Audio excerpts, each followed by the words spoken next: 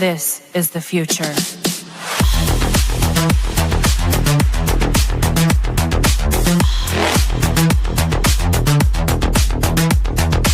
Evolution.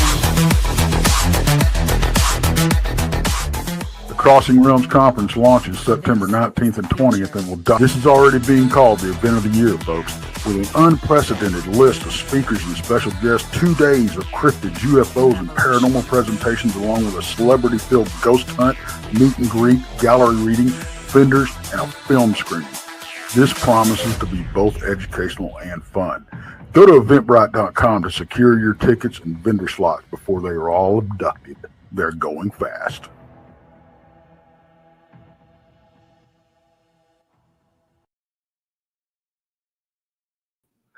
Yes, everybody, those tickets are going fast. You better secure them today. I always sound redundant when I say this. I don't want to wish the summer away just yet, but before we know it, it's going to be the 19th and 20th of September. So yes, please secure your seats to this great event. Most of you all know about it. We've got a whole bunch of things going on, from a ghost hunt to a film screens. Lots of different vendors, a lot of products you all can purchase down there at the event in Richmond, Missouri. It's going to be a great time. All of us folks on our channels will all be there, of course, doing our thing. And yeah, it's going to be a fun time. And this will be a fun show. Now, joining me in Studio B is Monica Rollins from our Paranormal World. She is kind of right now my new co-host on this show. Tex hasn't gone anywhere. Tex just has got these weird working hours. And yeah, so right now we got the lovely Monica. If you haven't subscribed to Monica, she is, of course, has her channel, Our Paranormal World, typically Thursday nights at 10, depending on what Monica has planned. I think it's 10 o'clock my time. So yeah, so check her out. If you're new here, subscribe to Bigfoot Michigan Rob on YouTube, the Blondes and the Booze Paranormal Podcast.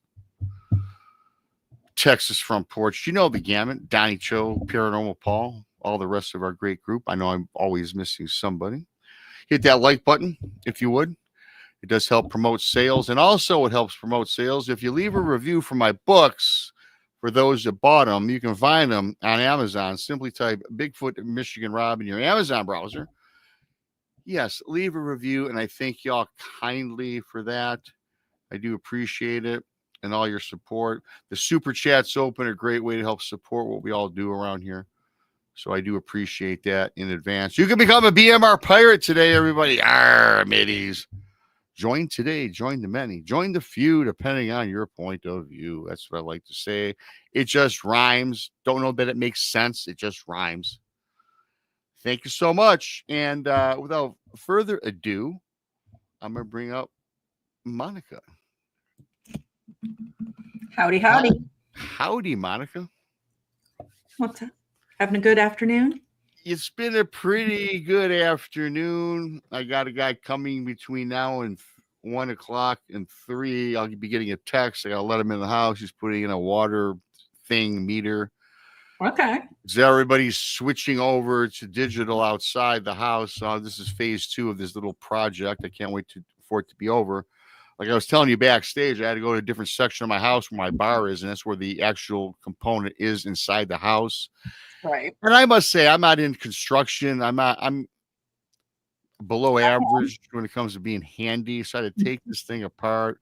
I got to figure out how to put it back together now, you know. When you leave. But it's easy. It's like a puzzle. It's like a puzzle. Yeah, you reverse engineered it. You just have to Well, yeah, I did. And I set up everything where I know. And I even wrote down steps, what goes where. So I took pictures. So yeah, I'll have no problem. Thank God for the phone and the camera, right? Right. You know. So yeah, what's been going on with you? Thanks, of course, for stepping in here as Tex has, got that weird schedule at work. So yeah, I'm glad to have you aboard. Huh? Well, thanks. Yeah, no, I'm happy to be here. I love co-hosting with you. Well, thanks. It's always a good time. And I'm going to miss you this Saturday because I am going out to Florida, it seems. Oh, you are doing that to Florida? Yeah, they just sent me the confirmation. Okay, so Saturday night, you guys know we do the late show. It's typically Monica Krista, Brandy, sometimes text. So it'll be for sure me and Brandy this Saturday night at 11. Because I think Krista's out of town, and I think Tex is every 2 weeks or something. I don't know. Again, I don't know what his Every week he's got like a 4-day weekend. Yeah, he's got that going on. So he might pop in as well. That's always fun. This Friday, I won't be doing story time with Rob either, or BMR, whatever you want to call it, because I'm doing an early party. My brother's birthday. We're getting together about 3:30 in the afternoon tomorrow. Mm. So I'll be postponing that Friday night show, which is like around 6 usually, because I do those maybe twice a month. So that won't be happening. You're a party folk. I'm a party folk in the summer for sure. Sure. I'm a party folk. All my parties are in the summer. 4th of July, there was a big 4-day party at two different people's houses, which I have an interesting story that I got out of somebody we can talk about, kind of relates to today's show. Okay. And then, at the end of the summer, I just chill. I kind of don't do much until Halloween kicks off my new excitement, because I love Halloween. That's one of my favorite holidays.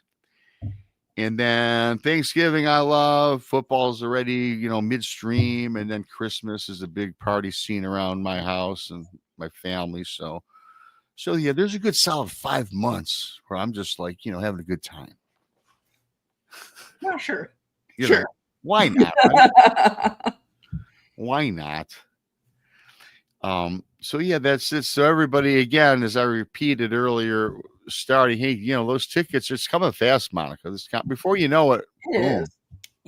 I was just thinking about that. Like, I have to get the press releases together, and I have to do all. It's coming up fast.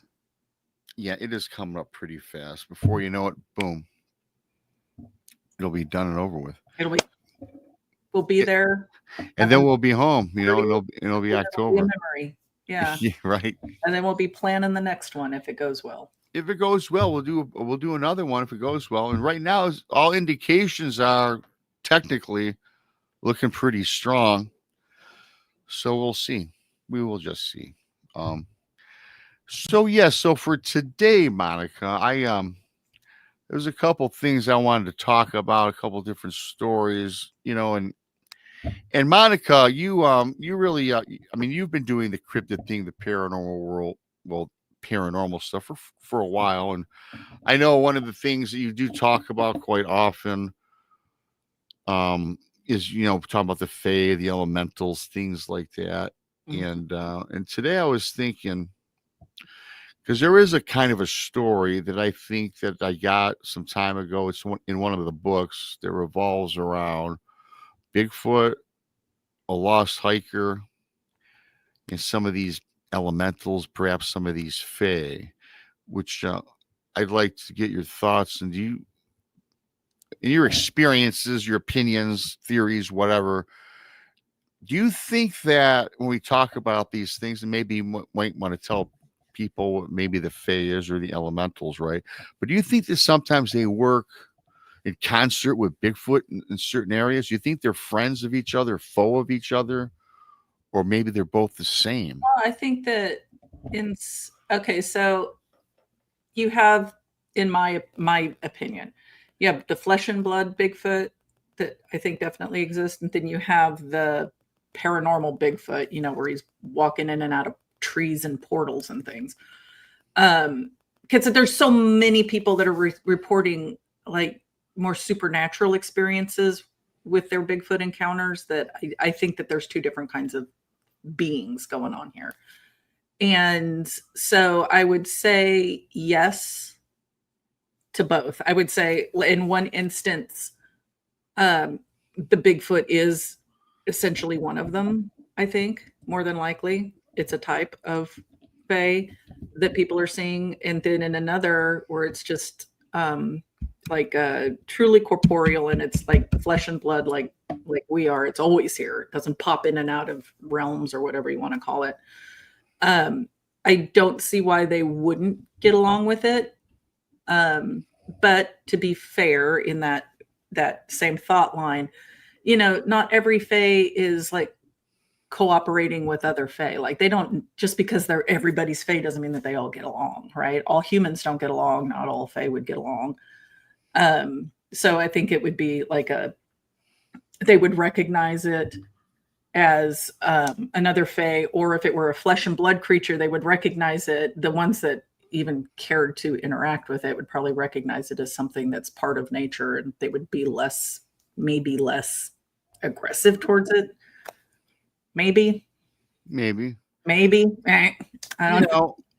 Another good buddy of mine in chat, y'all know Duke, World Bigfoot Central. He says the paranormal Bigfoot and physical Bigfoot are one and the same. And according to the Bigfoot, now, of course, I know that Duke has actually had experiences with this subject matter, right? And I've kind of, I've flip-flopped on my opinion throughout the years because I've seen one, right? And doing these shows and listening to different opinions throughout the years, or theories or whatever, or experiences. I'm kind of thinking that, because I'm not in, like they say, how, which is so, I don't even like the terminology anymore, because you have a camp to say that's the Aper camp. I'm not definitely in the Aper camp, right? I think, and there's of course the people that are in the woo camp, which again, another word that people throw out there. And that word. Yeah, I mean, exactly. Or the paranormal, or I'd rather hear somebody say it's paranormal or it's the weird stuff rather than woo. Woo sounds so goofy to me. Yeah, I mean, it's thrown out there. It's bandied about, in different circles, and people, but at least people get the understanding when someone says the woo, at least they kind of know what it is, because it is used quite often. And in a derogatory manner. It's always derogatory. Yeah, everything with Bigfoot's derogatory, seems like, I mean, even the beef jerky commercials. Well, then that's just poking fun at it, right? But I mean, other researchers calling something woo, they're not being kind when they're saying that. Mm. Yeah, I didn't look at it that way. That's, kind of, especially, well, it's definitely the Aper camp. Oh, it's the woo. It's made up, right? Yeah. And it's like an insult. It's like a slur. Like, oh, that's woo. You're woo. So let me ask you. Let's say that you had a physical creature, a Bigfoot, and you're checking it out, and you clearly see it, and it's there, it's standing there. And then all of a sudden it just disappears for whatever the reason.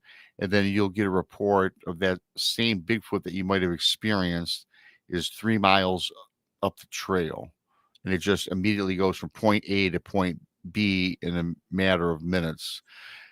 Now, I've heard the theories, like with Ron Moorhead, about the quantum physics of Bigfoot, where it can take this massive amount of energy and just kind of transfer that energy, and that's why they can move so quickly. Now, I get that they have the long gait and they can run very fast, faster than people would think, right?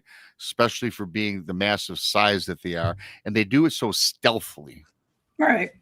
And they can run through a camp, and you don't even know it ran through the camp unless it wants you to hear it, right? What's your take on that with the physics part of it? Well, I think if they're using a great amount of energy, right, the quantum physics of it, right, when you expend energy, right, he's using it up and moving it. Energy affects energy, right? So you'd hear it. I mean, it would displace. You'd feel it. You'd hear it. You'd feel it in maybe heat, and there would be a displacement there, is what I'm trying to say.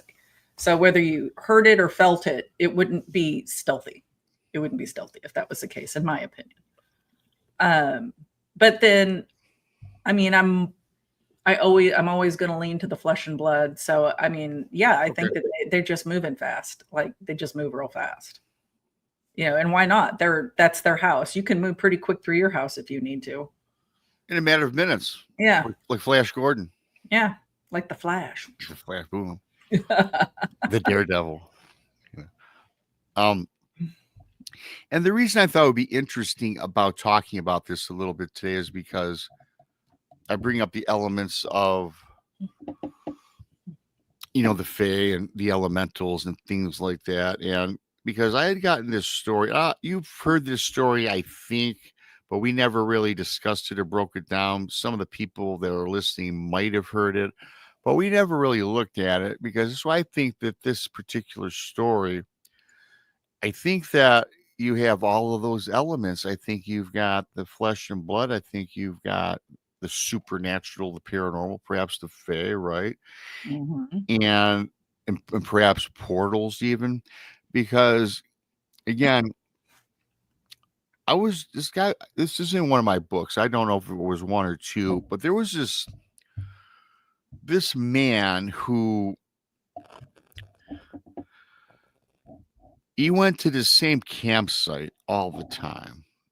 And he was very familiar with this campsite. He was very familiar with the trail, very familiar with the surroundings. Again, 20 years, same area, same location, just loved it. There was a nice stream to go fishing, do some hunting. I mean, he just loved this place. And he always went by himself, he's telling me. And one day he was out at his campsite. And now a river ran along the outskirts of where he camped. And you could always hear the river. Then he could walk maybe 100 yards and the river was maybe 100 yards away, right? And he would follow the trail along the river and go about exploring Mother Nature. So one day he's there bright early. Well, it's about 8 in the morning. He's telling me when he gets up, and he's following along this trail down by the river, and he's, just doing his thing, right? And then he had noticed in the path ahead that there was a trail that he felt it was odd because, again, as I mentioned, as many times as he'd been through here, this was like, it was like new to him. And he's like, this is kind of weird. So, of course, his instinct said, check out the trail. So he goes off on this different path, kind of veers away now from the river. And again, everything was the same type of trees, the same types of wildlife, everything in abundance around him. And then he says, Rob, it's weird because you can always hear the river. Even if you're not on the path of the river, it was a fast flowing river. You could hear it. And he says, and all of a sudden, he could not hear the flow of the river. Yeah. And so he continues on down his path. And as he's continuing on down the path, he notices now that the surroundings started to look odd and unfamiliar. I mean, as an example, if it was lined with oak trees all around, just throwing that out there, he now came across like pine trees or redwoods or whatever. But everything looked different. And he said it was kind of eerie. And also, he made mention that these trees were very robust. I mean, they had barrels, at the bottoms that was like 3, 4, 5 foot wide. And I do think this takes place somewhere in California because I know the redwood tree, is that correct, is extremely, as in a big tree. It's a big tree. Yeah. Some of them are larger around than they are tall, and some of them are taller than they are larger around. It depends on which forest you're in. And this man was specific to tell me that they just got fatter. And it was never quite like that. There were maybe a 3 foot round tree at the base, but these things, he says, like double in this area. So he's getting weird. He says, I've never experienced this. And as he's walking, he gets further and further down this trail, and something told him to maybe turn back because he really said, for the first time in 20 years, I began to get a little scared. I was out of sorts. He says, like my mind was like discombobulated, and he was just his thoughts were fuzzy. And now he says, Rob, I realize now I can't hear a sound in the woods, and I don't know where I'm at. He pulls out his compass. He had a handheld compass, and he goes in, and the dial was spinning around. It wasn't getting any gauge or anything on the area what direction he was headed. And so this man, he sits down. He just sits down, tries to collect his thoughts. And now these tall trees are kind of shading out the sun, so it's kind of, dusky looking, although I think this is in the middle of the daytime. And as he looks into the forest, into part of the tree line in the back of him, he says he sees this humanoid object figure, which was it was a shadow outline, and he says it had a conical head. He says it was extremely tall, but you couldn't make out any physical features, right? It was just kind of massive, and it was maybe 50 yards away, but so big he could see it. And then he got up and started walking towards it, and this shadow, this humanoid, as he's describing, started panning down the tree line, and all of a sudden it kind of dissipated or disappeared into the woods. So now as this man is a little bit frazzled, doesn't know quite what it is. Don't know. He doesn't mention it's a Bigfoot or anything. I don't even think this man was a researcher. He was just a camper, an avid outdoorsman. And he says, Rob, and this feeling that I came over with this feeling that was maybe to follow where that shadow of that human was going. Maybe that was going to help him into the wood, help him get out of being lost. Sure. But now as he's walking, as I made mention, those big trees, the big robust barrels at the bases of these trees, they all started taking on images of faces in the trees. And he says they literally kind of expanded out from the tree like in a 3D, and he could see the faces. He says they were movie. He says, well, yeah, he says, now they weren't, some of them were, and he says they weren't pretty. Okay. I mean, they were kind of creepy. I mean, you got a picture. When I go back, I'm thinking about some movie I saw about the trees that were walking around. I forget what movie that was. That's what I was envisioning in my head. But he says, but they had these faces popping out. And he says, in all these faces, you go see it on one tree, and then he kind of would go to his right. Then a different face would pop out maybe 20 feet later on another tree, a different type of face, a third tree, different face. And now he says, and now he's really like, does not know what's happening. He stops, he tries to collect his thoughts.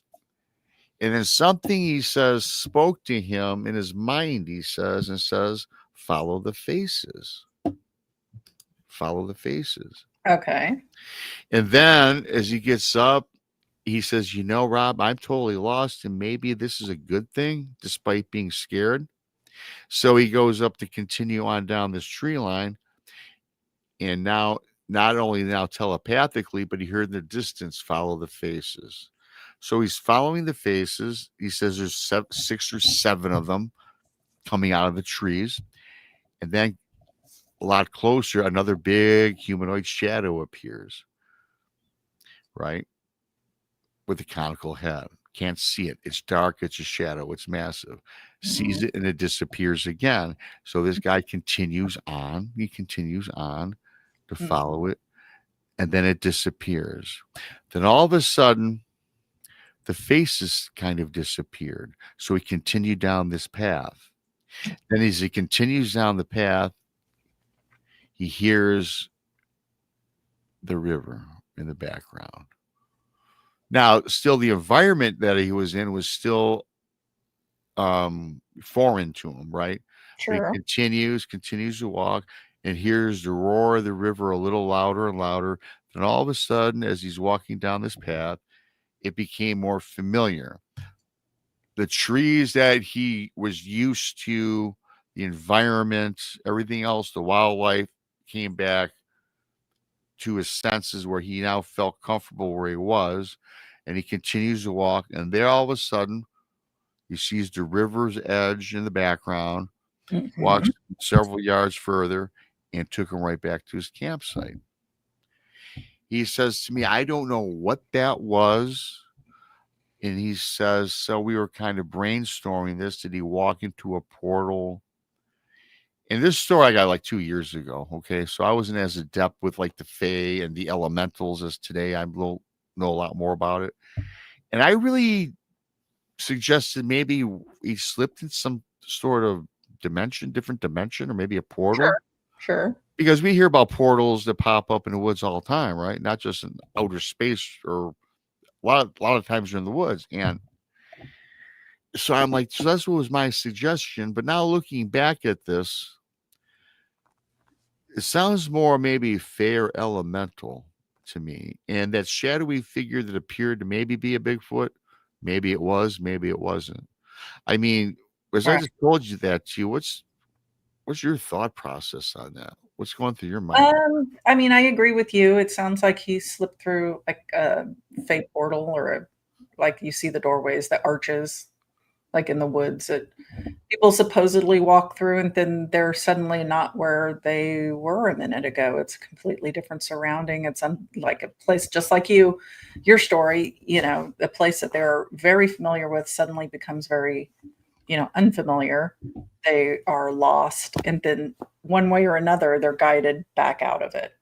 Right? There's a lot of stories like that. So it sounds to me like, yeah, this person walked through a portal inadvertently, and he was led back by something, and the big pointy headed thing, the conical head shadow, fae aren't all small. They're not all little tiny things with wings. They're not like a good majority of them don't have wings.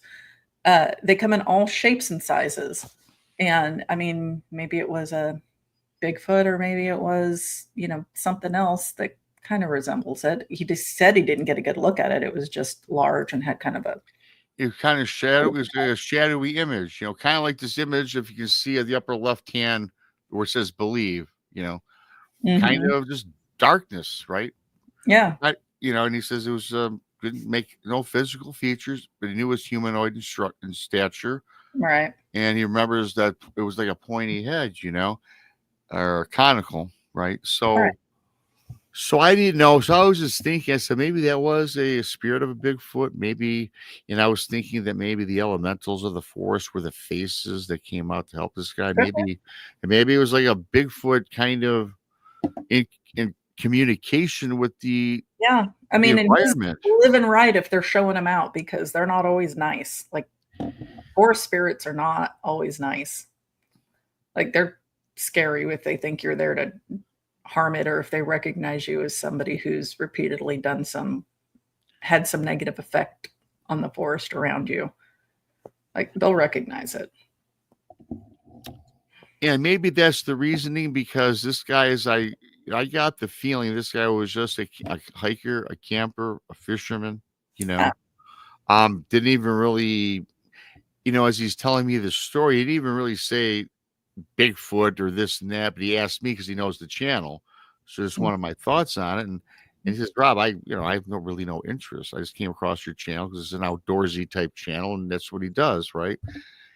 And then I just offered the best opinion I could a couple of years back, and put it in the book and stuff. And since I know that we hear about these things all the time, and I just wondered, because you made mention, because most of the things that I hear when you talk about it, or other channels or other people, you're right though. The Fae really, or maybe not elementals is different. That's different. Elementals are like they can be good or bad. I mean, the same with the Fae. It's across the board. It can be positive or negative. Like that's everything. Yeah, I think so. And I think this entire subject matters across the board. It can be anything, good or bad. Just like everyone throws out the cliche. I 100% believe like what you throw out in the world, you're going to have come back at you. Mm-hmm. And like with a fold, like 3-fold, 10, but it just depends.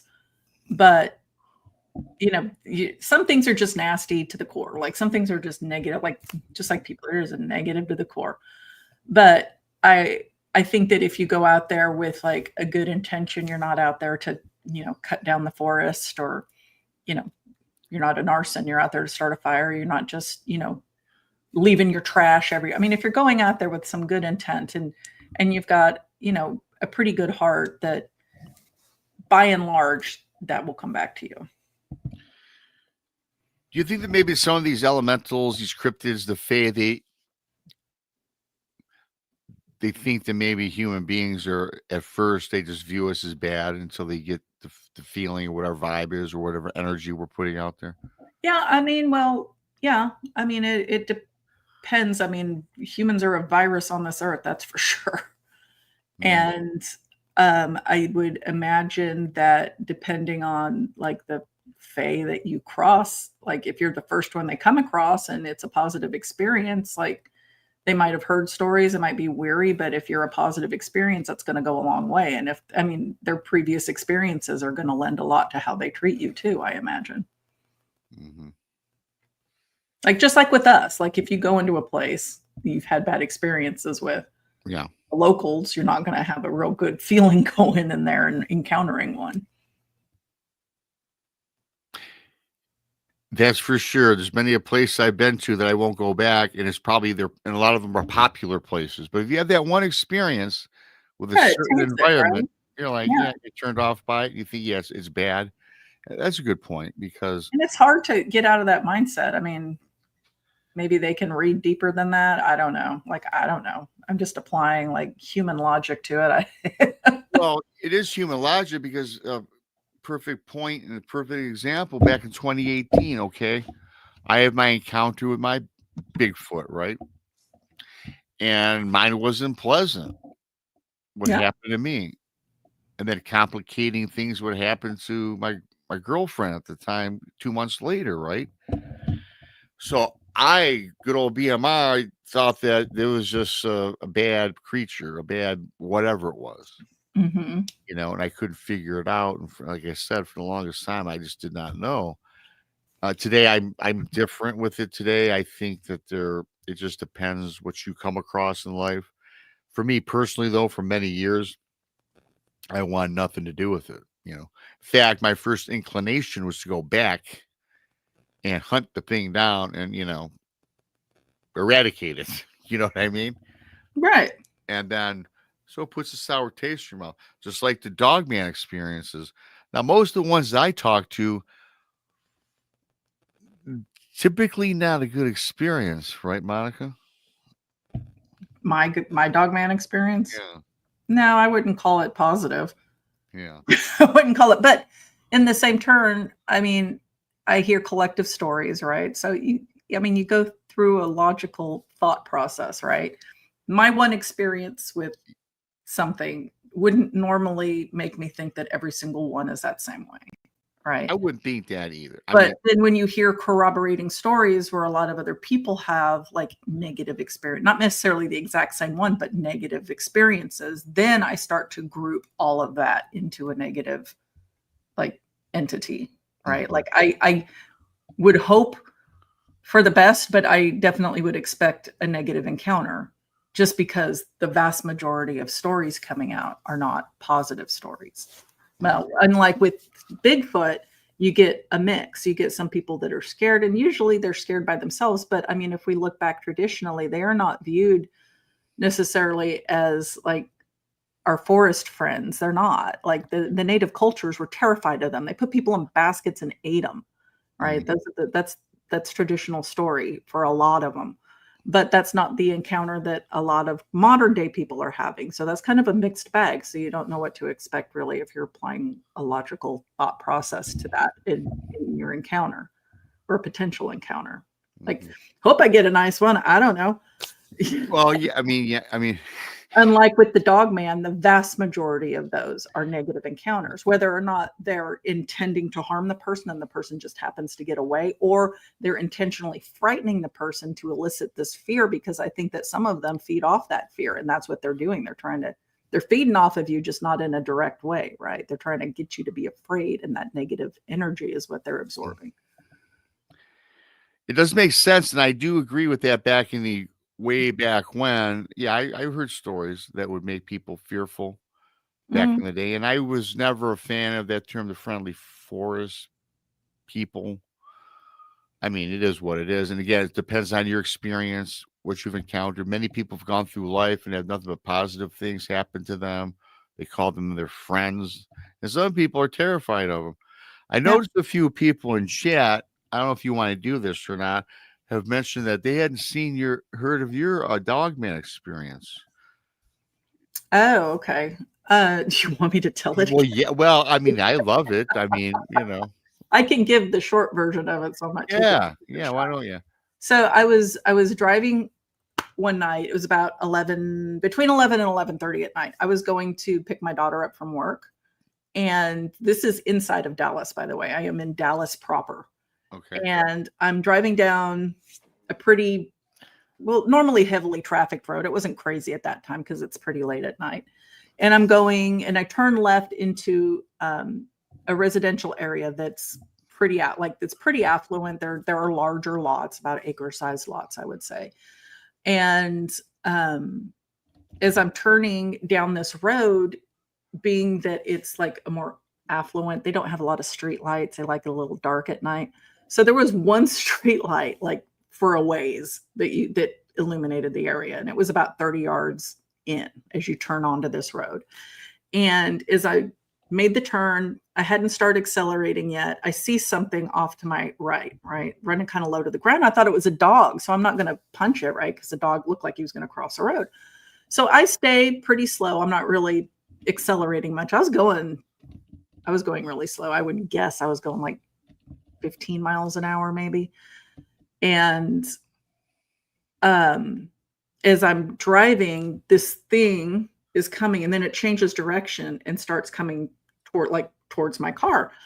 And I start getting this sensation that's very difficult to describe unless you're experiencing it. And I had never before or since experienced anything like that. And I have done Bigfoot research for over 20 years. And I've been alone in the middle of nowhere in the dark by myself, like sitting, you get spooked by, a brush popper because you can't see, right? But I have never experienced this sensation before. And it was this overwhelming just feeling of like malice, like evil, like intent to harm, like serious intent, like all of the hair on my body stood up. And I still think it's a dog, like a big dog coming towards me. Yeah. And I missed it. Was it walking or was it on four legs? It was on all fours. It was low to the ground at first. And then as it started getting closer, I'm having, and this sensation never quit, by the way. And I don't know I'm like, what is going, like, I don't understand why I'm suddenly terrified, like horrified. Yeah. And as this thing's getting closer, and this all happened pretty quick. Yeah. It's getting closer, it starts like kind of almost hopping and then it starts bounding, like jumping almost. And as it lands next to my car, it's only like 10 or 15 feet from my car, my passenger's window. It lands in, I called it a runner stance at first, but it's more like a superhero land, with like one arm down and one arm up. Mm-hmm. It lands like that. And it, like, I want to say it started to stand up and then it crouched back down. It crouched back down and it like craned its neck out, like to look into my car. And it just followed my car with its head as I drove by. Oh, man. And I'm like, what? And I'm like, and at the same time, all of this is like going down outside of the car. I'm still getting these waves of like, I don't know, like negative energy. I don't know how to, like evil. And I finally come out of it and I punch it. And I blew through every single stop sign because this road dead end into the shopping center that my daughter worked at. And I just gunned it. And I'm terrified. I'm afraid to look in my rearview mirror because I am convinced because fight or flight took over. I flew and I don't normally do that. I've been in situations where things are coming at me in the dark and I still don't run. I ran on this. I punched it. And I'm thinking it's going to chase my car. It's going to, I'm going to feel it jump on the back of my car at any minute. Man. And I was afraid to look in the rearview mirror because I didn't want to see it coming. And I'm thinking, holy cow, like they're going to find my car and all the windows are going to be blown out and there's going to be blood everywhere. And nobody's going to know what happened to me. I'm like, everything I can do. So this is going through your mind. Yes. As I'm like flying down the road. And I finally, get to the shopping center my daughter works in, and I turn around and park the car. So I'm facing the road and I expect to see this thing like running after me out of the dark. And it didn't. My daughter eventually gets in the car and I debated going back down that road. Just like, I was like, if it's still there, if somebody else sees it, then I'm not crazy. And then I thought, this is my daughter. I'm not going to put her through that because it traumatized me. And I'm not going to put her through that. So I took the long way home. And as we're pulling in, I remember that night, like I was scared getting out of the car. I was scared in the house. And I remember laying there that night thinking, can this thing track me by scent? Can it figure out where I am? Because it wasn't that far away. It was not that far away from where I lived. And, you know, I don't know how these things work. Am I going to drive up one day and this thing's going to pop out of the bushes while I'm getting out of my car? Like, I was terrified for a long time. And I used to go running at night in my neighborhood because it was a little elevated and it was a better workout. So I remember after maybe a month and a half, I was like, okay, I've got to start doing this again. So I went out one night for a run and I don't even know if I got halfway through it. And I had to turn around and like beeline it, like find the most populated way back to my house, because every time the wind would rustle a brush or a leaf would scrape across the concrete, like I would jump out of my skin. Like I was terrified. Yeah. So it affected you for quite a while then after that. It did. But you know what's interesting is like 6 months later, I went up to Washington it was a big camp out with a group of us. We were up in the Gifford Pinchot camping at some remote horse camp. And, you know, I wasn't scared while I was out there. I wasn't scared in the woods, but I was afraid running through the residential neighborhood. And that's because that's where my experience happened. Right. So I'm associating this fear with the, you know, surroundings that I was in when it took place. I wasn't afraid when I was up in Washington. I was walking like kids. They were outhouses we had to use. Like I had to walk like 100 yards out in the woods to the outhouse in the dark. I wasn't afraid doing that, but I was afraid taking a run through my neighborhood. Do you think that's probably because it's in your neighborhood and you went clear across the country to Washington State? But I mean the surroundings as well. Yeah, I mean I'm away from it, but I mean your rational mind is like these things. If they're in the city, they certainly are going to be out in the woods somewhere. I mean, most of the encounters aren't in a city; they're in a forested area, right? Yep, absolutely right. But I didn't have the fear that I mean, don't want to see one like that again. But you know, I don't associate that fear with the woods. You know, I associate it. I mean, I think I'd be okay now. I'd probably still be a little jumpy running through the neighborhoods, but like it affected me for a long time. Yeah. And was that the only time you've seen it?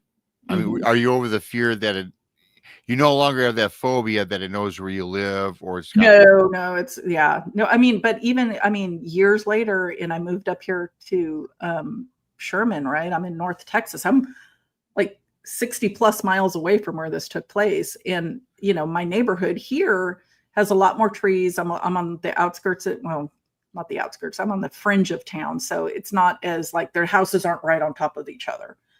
And I mean, every now and then at night when I get out of the car, because my backyard is dark and the little alley street that I park on to, you know, walk into my backyard is dark. I think, you know, like, it could be out there. It could be hiding behind my shed over there. Like, I still think that on occasion.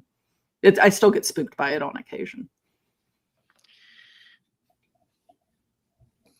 Do you think that's what you saw was a physical thing, or you think it couldn't have been the way how fast it was? I don't know. I'm like, I mean, for the longest time, I was like flesh and blood, flesh and blood, flesh and blood. There's no way it's like any kind of spiritual thing.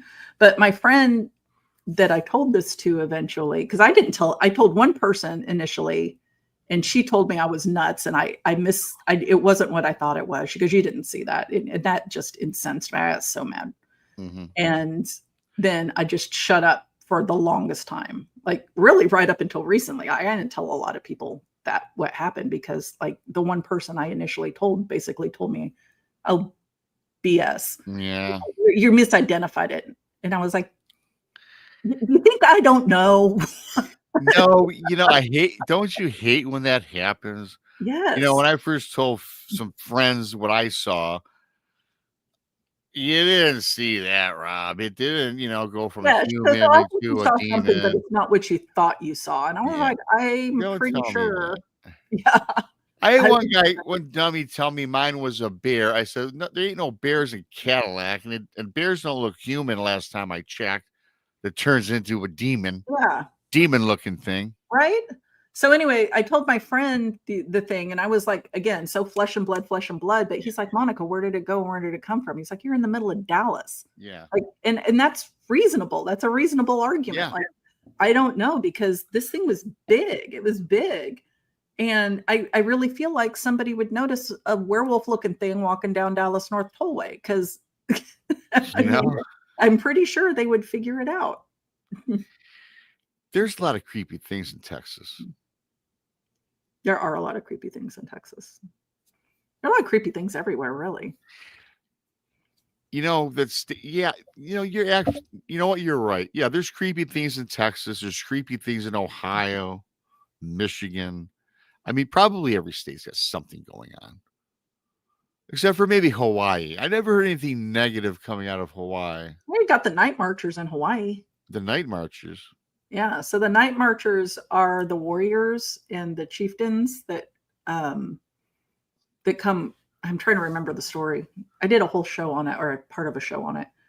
Can't remember if they died in battle, but they come through like their traditional land. And if you hear them coming, you're supposed to like lay down flat and urinate on yourself to keep them, because if you're not supposed to look at them, because if you look at them, they can snatch your soul and take it with them. Ooh, really? Yeah, those are the night marchers, and they glow. Yeah. So that's specific to Hawaii? Yeah, it's very specific to Hawaii. So I imagine I never picture Hawaii with the forest. I know there's forests on Hawaii. I just picture always the ocean, but they must be back in the city, in the towns, in the night marchers? No, the night marchers come up through like traditional land. So that's like the interior. Oh, like, okay. And they might cut like through a beach town or a coastal town, but like they walk through their traditional lands, which would be the interior, which if you've ever been to Hawaii, the interior is almost always like no development. It is wild. Okay. Like most of the population is on the rim, the surrounding parts. Oh, the beach. People go there for the beach. I was surprised to hear there's a lot of rundown port towns in Hawaii. I never knew that. I didn't know there was a port towns in Hawaii. I would like to go to port towns in Alaska, though. Because that's where the people got chased away. The town like took off, like they left town, like the city was abandoned. The town was abandoned because of these attacks that were happening up in the hills, and the bodies of the miners were washing down the creek and into the little bay. And they have like these horrific injuries. Really? We're not talking Portlock. It's a whole different part of Alaska. It is Portlock. I don't know why I said Port Townsend. I was thinking of Washington. I'm thinking of Portlock. I'm sorry. Very creepy. But now, of course, we all have heard about Portlock and things of that nature. And in fact, Keith, I think his name Keith from Alaska is coming to our conference. Awesome. He sent me a couple Portlock shirts. But yeah, you always hear about that in Alaska. I'd love to visit Alaska. I tell you what, though, of all the states to go to, Alaska, I think I would probably bring a guide with me, because I heard just so many missing people turn up there if you don't know what you're doing or where you're going. Well, I mean, Alaska is a dangerous place. I mean, it's pretty serious wilderness, isn't it? I mean, yeah. And there's grizzly bears. I mean, I'm not fooling around with the grizzly bears. They can have all of it. Well, that'd be more scary than coming across a cryptid, probably. I don't know. I think it would be equally terrifying depending on the cryptid. But there's a lot of cryptids up there, like the Inuit. They have a lot of, cryptid stories and a lot of cryptid beings in their traditional folklore. Mm-hmm. So very interesting about Hawaii. And yes, there are poor sections of Hawaii. There's some I don't like using the term, inner city parts of Hawaii, much like Detroit, that I've seen. I just happened to find it on YouTube, and there are some, believe it or not, and I didn't really realize that there was actual, there's woodlands in there, forest deep in there that are just nobody goes to. Yeah, Very remote, very remote. very But remote. I think that every state's got them. And I don't know what specific island it was. We just say Hawaii generically, but there's what six islands or Yeah, whatever. yeah. That's very interesting. Your Dogman story is always pretty cool, and I always, what's odd, and it's really not odd. This was like, when you shared that, and I've shared a lot of different Dogman encounters where there's a lot of them, and whether it's me or Johnny or Stevie or anybody that has a podcast or whatever, or just reading books, always seems to be that Dogman. You hear it 9 out of 10 times chasing down the side of a car. Yeah. Doing 40 miles an hour, looking in, and having that ability to curl that mouth up and like smile out of the snout and just give you that look like I can get you anytime I want. I think they have to get a thrill out of scaring us. Yeah, I think that some of them feed on that fear, like that negative vibe that goes out from that. Because I will be honest with you when we talk about Dogman and stuff. Yes, many negative stories, absolutely. However, when it comes to actual harming of human beings, thank you, Mark. Thanks, Mark. Monica BMR encounters demonic, terrifying. Yes, thank you, Mark. I got a demonic one. Was terrifying. Yeah, it is. I got a story in a little bit I'm gonna share too, Mark. So hang tight. Getting back to that. What we were just saying. Oh yeah, about just that look that they can get you, and I think that they get a thrill out of scaring us, right? But what I was going, my point that I wanted to bring up was, of all the stories we've heard, though, there's only been really one incident, whether people or believe it or not, is what allegedly happened at the LBL, right? Right. Yeah. Because that's the only, unless I'm wrong, and I know there's some fake ones out there, won't get into that. That's the only one, though, that I've heard where there's the loss of human life. I've heard other stories. I can't say how credible they're all alleged, right? Yes. Where LBL is alleged. Yeah, and I don't know, if these are legitimate stories or if this person was just pulling stories out of their backside. It's hard to say, but I've heard stories of a particular area in the Northeast where they were haunting a neighborhood, and people would have to seriously bar their doors at night because people would wake up with these things in the house, and there were people missing from that. Okay. And again, it sounds far-fetched, but I don't discredit anybody's story. I don't either. Hey, listen, I don't either. This is no judgment zone. I don't care how ridiculous a story it sounds. If you want to come on a show or whatever, I will. Yeah. Hey, listen, we don't walk in these people's shoes. In fact, that's what I say in both the books. We haven't walked in these people's shoes. They should not be judged, right? And because we don't know fact from fiction, right? We don't. Right. We're not, but. I didn't experience what they did, so I'm not going to tell you. Yeah, right. I will say that my friend telling me that I didn't see what I saw, that made me so mad, and that really made me take a good hard look at how I feel about other people's stories, to be honest. That's awesome. That's why I welcome people's stories, because I'm much like you. I'm getting mad right now. My best friend that I met since 7th grade, I told him that story. He says, "You're full of it. You didn't see that." I go, dude, it's like you're the first person I've told this to in months. This is after Cindy died. I didn't tell nobody nothing. Right. And then I wanted to beat him up. I wanted to take a baseball bat and break his leg. Because I'm telling you, I'm not a violent guy, but he did not believe me and all the crap I went through. That's why I learned that day. I said, man, I will trust, I'll listen to your story and I won't judge you for it, is what I'm saying. Yeah, exactly. Because, that's the thing, because, hey, we just don't know. I'm not a liar. Why would she? She didn't call me a liar. She just said you don't know what you're looking at, which is equally insulting to me. Well, yeah. He didn't say, he didn't call me a liar either. He said, you didn't see that. There was just no way this thing did what it did. And then just to be dismissed, like, well, yeah, that's the biggest cut down to somebody to be dismissive. I'd rather argue with you for an hour than dismiss me. If I want to piss someone off, I just dismiss them. Yeah. I look, okay, whatever. Look the other way and walk away. You know, that gets people mad. Because that works. Yeah, it gets that riles my feathers when you dismiss me. But I want to tell this story. I did this before. It's one of my favorites since we're on the subject. And Mark Z-Hammer met Demonic, talked to Demonic, and you might have heard this, Monica. I don't know. I mean, but I love it. And I think it has a lot of parallels to a lot of things we talked about. But it's very fascinating. It kind of reminds me of a Stephen King yarn. It really does. And again, a guy that I'm not dismissing because I talked to this guy.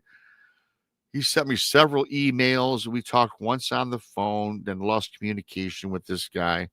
You guys can judge for yourself on the story, but it was very creepy. And this email that this guy sent me, Monica, it started out, I remember it says, I've lost my faith in the Lord. I'm like, oh boy, one of these.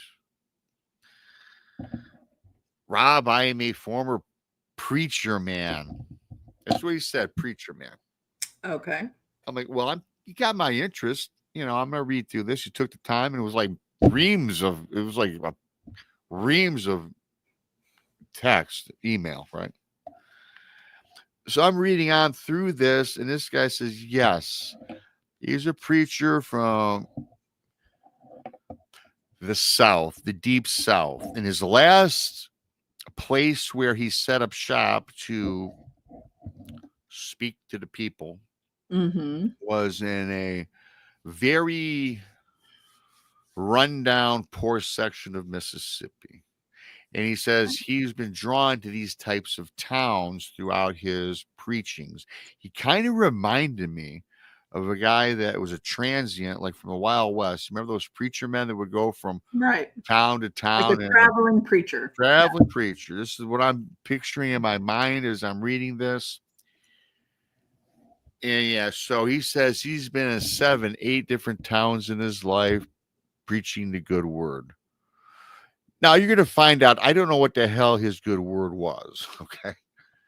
Because he's quite an odd character. And so as I'm reading along, he says, so he finally made this southern Mississippi. So he sets up shop. He got a place, talk to the local sheriff or the whoever run the town, you know, if he could do preachings at one of the local, I don't even know if you would call it a church, but just a place where people could gather and he could do his speaking to the masses. So he's relatively new, and he starts doing his thing, right? He started getting quite the following. And members of his following was a young couple, very young, in their early 20s. Okay. They're about a year new to the town. And they came up after one of his sermons, this young couple, and they said, Mr. Preacher Man, I don't know what his name is. I'm going to say Mr. Preacher Man. We need you to come to our house, you know, and bless her house, you know, or something. And the preacher man goes on and say, well, what on earth is going on? Why would you need me to come to your house? And he says, we think it's evil. We think there's something inherently evil going on. Okay. And then he goes on to ask, well, what's going on there? And they went on to say, every night out of our bedroom window, there would be this image of a dog, werewolf type creature that is white with high pointed ears and red eyes. And it kind of looks like a Doberman Pinscher, but all white. And it would stare in at us almost each and every night. He goes, well, maybe it's just somebody's dog. You don't understand. This is not a dog.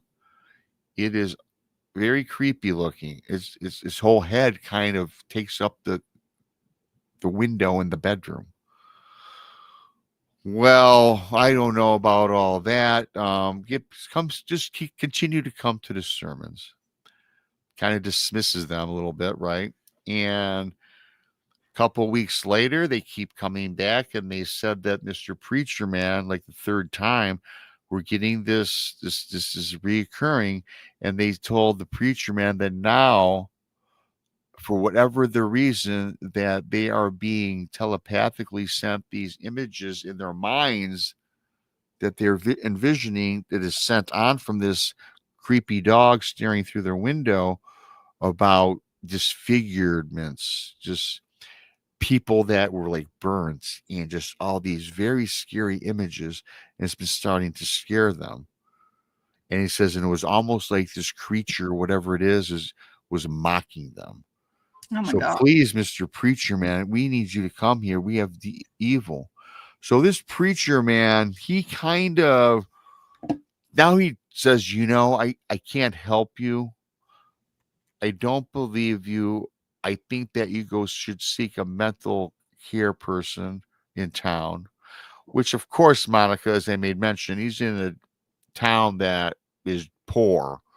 They're probably no mental health person in there. But the thing that got me mad about this guy is how he just didn't help these people.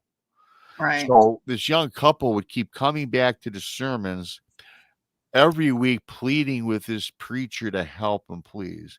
And then every time they showed up, Monica, throughout this went on for several months, this young couple was starting to look tired.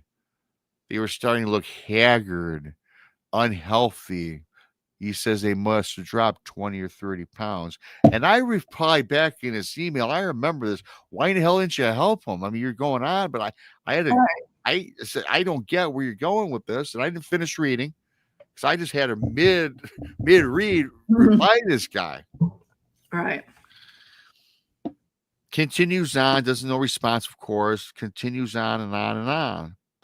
So this young couple doesn't show up for a couple weeks. Then all of a sudden, on one of the evenings, or whenever this was, daytime evening, when he did his sermon, there was this entire huge congregation, almost double in size from what he typically had at his sermon. The young couple's not there.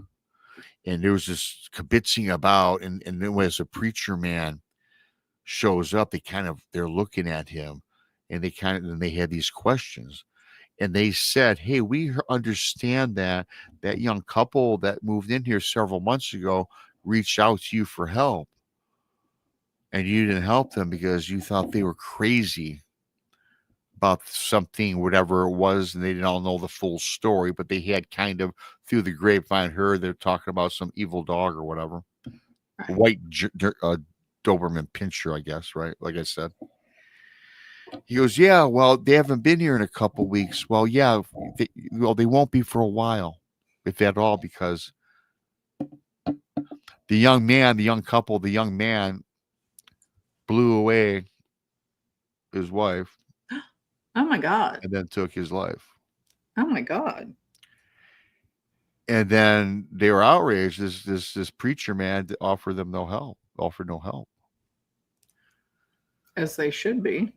Of course. So here's the thing where it gets really kind of creepy and kind of Stephen King-ish. Not that wasn't creepy enough. They decide a few days later they're going to have a town hall meeting, and they want to bring this Preacher Man in, and they want to hear his side of the story and what they told him. So Preacher Man shows up to this town hall gathering.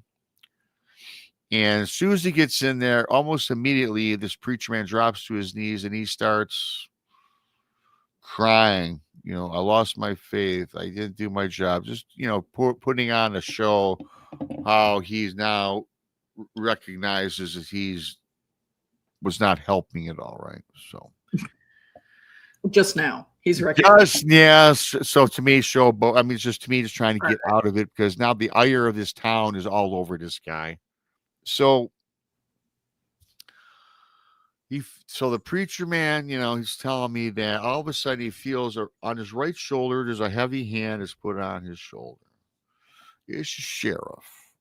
And again, there's a big congregation at this town hall gathering. He says, Mr. Preacher Man, just you can get off your knees. I have something to tell you. Preacher man looks at the sheriff. You know that image of that white Doberman pincher that showed up at their bedroom window? I've experienced that too. Another couple comes forward. They have two or three people. They all come forward that they'd seen this thing. And many of them had said that also would put impressions in their mind about the disfigurements, burnt bodies, this, that, and the other. So, Monica, this was a little secret that was kept in this tight-knit community that they didn't tell the preacher man about. And they knew this was happening to this young couple, which of all the congregation of all these people, they were finally the first ones to do something about it, which was unfortunately unalive themselves. Well, the guy did away with his, So, and the preacher says, why don't you all come to me? I just thought they had mental issues. And now the whole town, now they're kind of remorseful. There's still no excuse. There's no excuse, but now this whole town, Monica, they're kind of coming to a realization why were they keeping this a tight secret amongst a certain few. Probably should have told the preacher. Now I'm 1,000% with you. That preacher did not. He should not be a preacher. He should not help. He should be just gone. He should do something else. Don't be preaching. You can't help people that come for help. That's your job. He failed, right? Yeah, whether or not I don't care about. I don't care about his sobs and his his crocodile tears. He failed. The community failed too, though, because that should have been, I don't know, I don't get it, but very creepy. So they have this town hall and this, that, and the other. It just, it ends. Preacher man next morning wakes up. Now the preacher man, once again, Monica, he's leaving. He's going to another town. He's moving on to his town or whatever the hell he's been throughout the deep south. But he wakes up. There's a knock at his door. He gets up, goes and opens his front door, and his things are already packed, he says. He's ready to bolt town, but he opens the door. So he opens the door, sees nothing, then he looks to the right, and there's this big, kind of lunch basket. And in this lunch basket, he sees it's covered in a towel or a blanket. In the blanket, he says the blanket's kind of moving, Monica. What's inside here? Goes over, opens the blanket, and inside the basket, covered by this blanket, is a pup of a white Doberman pinscher. Picks up this basket, this blanket, whatever. He takes it to the sheriff's office, drops it on the door, splits town, never to return. And then I followed up with an email to this guy. You gotta fill me in on what's going on with that. I don't get that at all. Of course, that was my last communication. And I just don't understand that, Monica. Up until the end, the whole story, until he tells me this on his, was that just an overall evil, corrupt town? I mean, I've never seen a white Doberman pinscher in my life. I don't know if they even exist, to be honest with you. I don't know. Albino everything. I mean, I guess it could. Yeah, I mean, I never knew there was a white German Shepherd till my buddy bought one. Oh, love the snow cloud shepherd. Those are pretty. They're pretty. Blue eyes and everything. Yeah. But isn't that a wild account? That is crazy. I mean, I don't know what to think of that. It can go in so many directions. Oh man, I tell you what, if I would make a movie I would say I would have initially said that this white Doberman pinscher thing was some sort of demonic attachment to the town itself. Yes. Right? But then that doesn't account for a puppy showing up at the end. That I don't get. It didn't make sense. The entire story made a lot of sense to me personally, like you're talking about, until the end. What's the significance? Were the town folk is the town folks in on this? Are they all evil themselves? I Are mean, they when it's a small town, I mean, I'm having a hard time wrapping my mind around just how small of a town is this. Like, yeah. every town to be incorporated has to have certain things, and I'm just like, this sounds like 10 families in a patch of land. You know, that's kind of what's in my. It's kind of what's in my. You know what it reminds me of? This is what I'm thinking. Again, when I brought up the Wild Wild West, we've all seen the movies. It seems like, okay, you're on your horseback coming in from the dusty trail, and on the left you got a strip of wooden, ranch, or not a ranch, wooden Like houses, hotels, a saloon. Oh yeah, you got the whorehouse on the right. You got, it's 2 blocks long. That's what I'm picturing this town is. With the little I mean, I church on think the end. See, when they're in the middle of the woods, or like, oh, I was like in the South. I think of, it's hard to describe. I think of, like, if you've ever seen the movie Big Fish.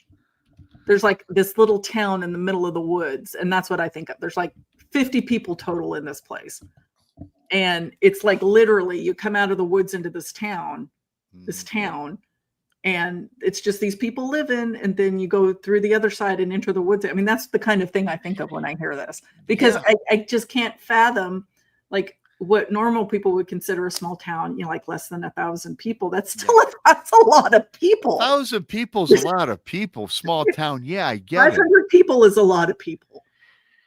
I mean, okay, so that got me intrigued. Like the whole town being corrupt, potentially. I mean, I think that sane people would have split by then, but they didn't. But they didn't, and I mean, just analyzing like this town, like, why are people there? Like, why can you not leave? Like, were you born there and you're connected there? You don't have any means to leave. Like, I can't understand. Like, there's no connection to the outside world. It kind of reminds me of one of those weird. Again, when I said Stephen King, it reminded me of one of those weird Stephen King. The Stephen King, like, there's a bunch of movies I'm sure you've seen where it's just a town. You got that. What's that town? The island town. You know what I'm talking about. The Stand, was it? Or no, maybe not. Storm of the Century was on an island. Yeah, so it's a small community and it's isolated from the rest. I get that. But it's Mississippi. You can go Tuscaloosa. Yeah, I mean, Alabama. Mississippi has got some podunk towns. Like, yes, it does. I've been through them. And then you've got, hell, in Michigan, I even looked up in Upper Peninsula, even northern Michigan, man. You can go. Does the state sheriff not come? Like, the town is small enough, like, sheriffs like take over the area. Like, the sheriff is like the governor, the preacher, the store clerk, the accountant. The mayor is the store clerk. He's the only guy that has any money because they all give him his tax money. Kind of reminds me of something dumb like that. It's just, that's what I think of. So, I mean, it's just hard for me to fathom that, like, the whole town would be corrupt. Now, do I think maybe a majority of the town could be in on something? Sure. Well, that's the thing. If we knew, like, if there was 30, that's the thing. I wish we knew if there was 30 people in the town, 100 people. Like congregation was in on something. Yeah. So the people in the town that were part of this congregation were likely the ones that were affected, I would think. Right. I think that probably makes the most sense. And then it makes the town seem smaller because you're talking about the town, but it's really just, like 50, 60 families that are part of this congregation or more. I don't know. And that could be. And of course, I said, what town is this? Of course, I did that. And of course, I'm not going to tell you what that is. Okay, well, yeah.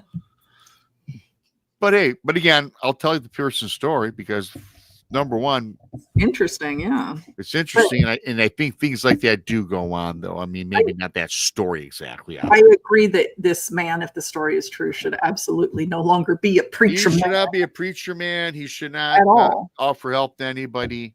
And the excuse, "I'm so sorry, I thought that they had mental issues," doesn't fly for me because that's part of your job as a preacher. Part of your job. or you seek them help, go try to find a preacher, mental help. No. Yeah, so that guy failed the couple. He failed himself. He's just a failure as a human, probably, I guess. Sounds like it to me. I don't know how much I believe that story, to be fair. Like all of that. Well, no, yeah, I know, right. Who knows?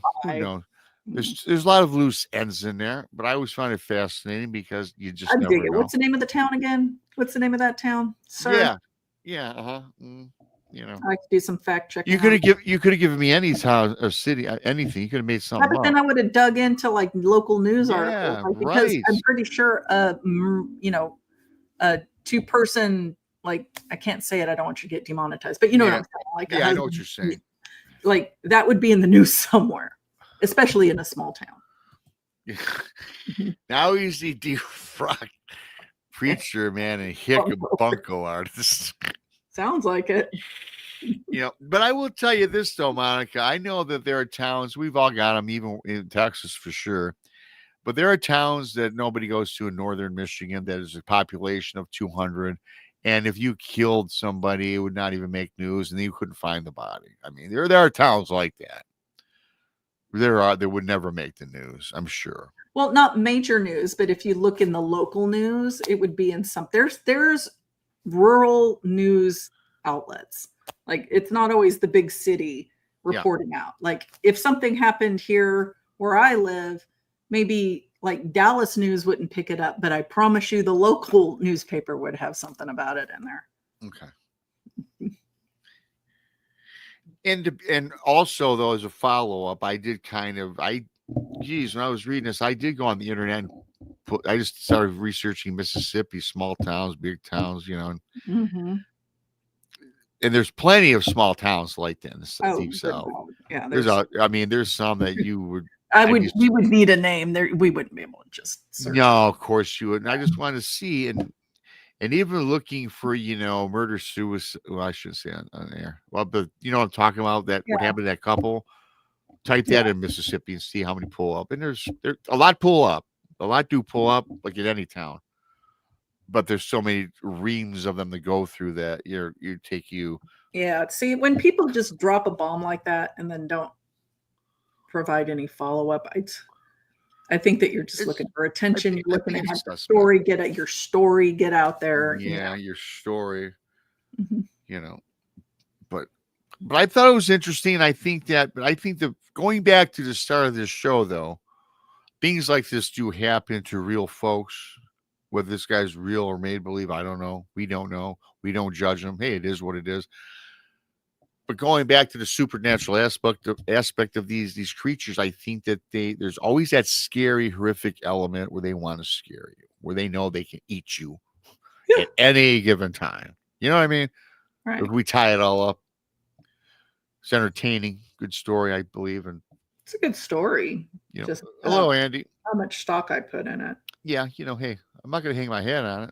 It made my book, by the way. It's a good story, yeah, but it's a good story. It's a good, entertaining story. Like, whether or not it's true, what I like about it makes you think out of the box and think different things. Because you can apply. Because I will tell you this: you can apply fiction to reality.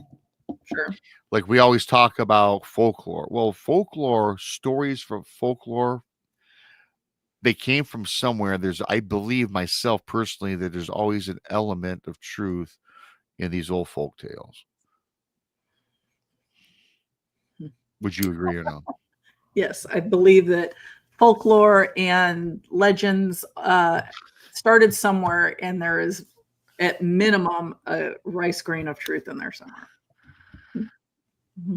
Well, Miranda, she avoided walking the plank, matey. Aye, Miranda. Yes, you are saved from the gallows. Walking the plank with your awesome donation. Thank you, Miranda. Well, I'm at it. Thank you to Mark Zeharer for yours. And Mr. Castro, 5 new pirates. Thanks, you guys. Woo-hoo.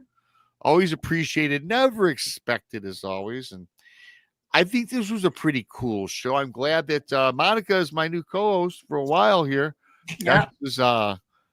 Texas, how's he say, out of pocket for a while. Out of pocket. He's living a life. Yeah, he's living at crappy hours. Yeah. He's got terrible work hours now. But hey, not everybody can work from home, Right.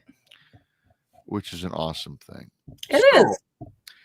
So you normally have a show Thursday night. Why don't we I know you might not have one tonight because you got something going on or whatever, but tell everybody, Monica, that's in the chat about your show and when it's on, and so they can tune in and subscribe to our Paranormal World.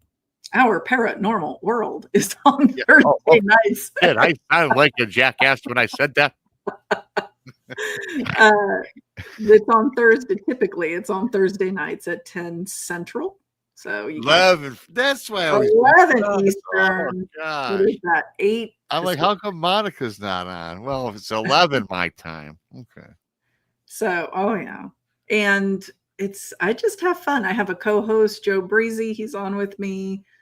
Usually, we're not doing one tonight because he's on vacation. Yeah, well, I do a pop in once, so I've been popping up once a month. Pop in occasionally. We'll get other misfit toy. Yeah, misfit toys will pop on occasionally. Yeah, and entertain us. But I mean, I have guests every now and then, but mostly it's just Joe and I, going on about whatever topic. Yeah, pops into our head that week, and it's just like the conversations that Rob and I have, or Rob's definitely got a more organized show schedule. I'll tell you what I want to talk about, and we'll talk about that until we run that topic through, and then we'll just go on and on. And we talk a lot about horror movies too. Yeah, you do. You do a lot of interesting things. Kind of like how we do Saturday night. We have we do the bizarre news, then we go wherever. I mean, everyone knows Saturday night shows are more of a fun show. We talk weird stuff. And then we had a whole discussion about food, right? I mean, we talk about everything too on that show. Yeah. One thing I want to do is the anniversary of Jaws, and there's a lot of great uncut video that they're producing on YouTube behind the scenes that couldn't make it because it would have been an R rating, in some cases an X rating. Because Jaws is my favorite. I'm not going to say any movie of mine is number one, but it's definitely top 3 for me. Jaws, the original Jaws. I love that movie. It was such a terrifying movie, and you only saw the beast, the shark, for I think a total of 2 minutes and 38 seconds throughout the whole movie. It's just the way it was built up. Yeah. You know what I mean? Yeah. Fantastic.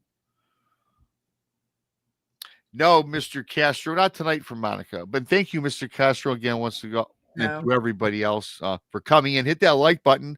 Subscribe if you're new.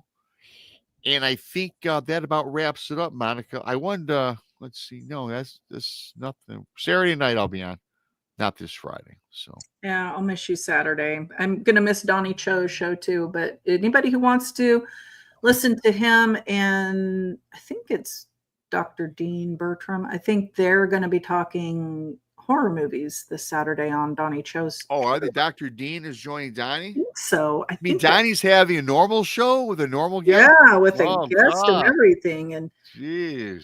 And I was going to be a part of it, but last minute have to fly out to Florida. So I won't be on that. But if you guys are interested in checking out Donnie talk about horror movies, that would be great. Then you can stick around and check out BMR. Yes. Very good. And thanks to everybody. And don't forget, subscribe. Donnie Cho, Paranormal, Paul the Blondes and the Booze, Monica Rollins, our Paranormal will be, of course, me, Texas Front Porch. Duke's out there. Shout out to Duke. World Bigfoot Central is an awesome show, too. If you're not subscribed to that, I mean, who isn't? It's a pretty big and popular show. Duke brings a lot of good video and discussion as well. So thanks to everybody for coming in. For Monica, I'm BMR, and we will see you in a few days. Alert bells, hit the like button. Have a good weekend.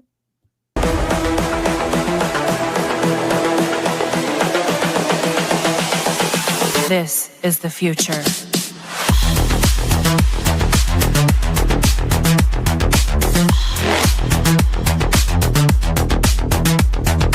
Evolution. The Crossing Realms Conference launches September 19th and 20th and will dock in Richmond, Missouri. This is already being called the event of the year, folks.